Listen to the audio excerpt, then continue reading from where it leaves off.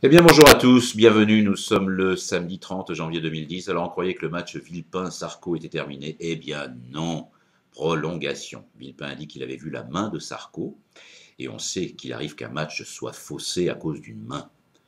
Clearstream, c'est pas fini. Une bonne audience jusque-là, ça devrait donc continuer.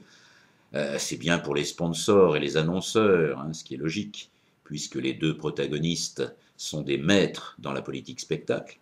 Politique spectacle qui n'a rien à voir avec la raison d'être de la politique.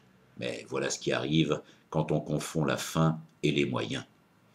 En tout cas, Sarko est fort dans cette histoire, puisqu'avec son acharnement, il arrive à rendre Villepin sympathique. Lui, Sarko, pas vraiment, mais ça ne fait rien, car son électorat voterait pour lui, les yeux fermés, quoi qu'il arrive, à l'image de Gilbert Montagnier, fidèle parmi les fidèles, qui parvient même à conduire une voiture UMP, comme on a pu le voir dans un clip en décembre. Alors, ce match qui se prolonge, c'est évidemment grâce à l'appel du procureur Jean-Claude Marin. Pression sur le parquet de la part de Sarko, ou pas pression? Bah, à vrai dire, on s'en fout. Ce qui est grave, c'est qu'il n'y aurait rien d'étonnant à ce que Marin soit plus royaliste que le roi. À force d'incarner une justice aux ordres, on peut imaginer que les serviteurs de cette pseudo-justice anticipent les ordres, précèdent les souhaits du prince.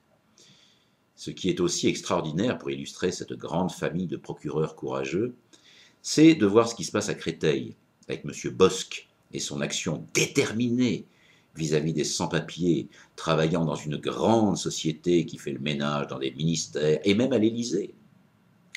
Je vous encourage à lire le Canard enchaîné de cette semaine. Comme quoi, nettoyer le parquet, ça n'est pas d'actualité. On va se contenter d'enlever la poussière. En tout cas, notre président est très propre. Ah oui. Et pour avoir remis en avant, lavé et tout brillant son croc de boucher, je dirais, et encore, bravo.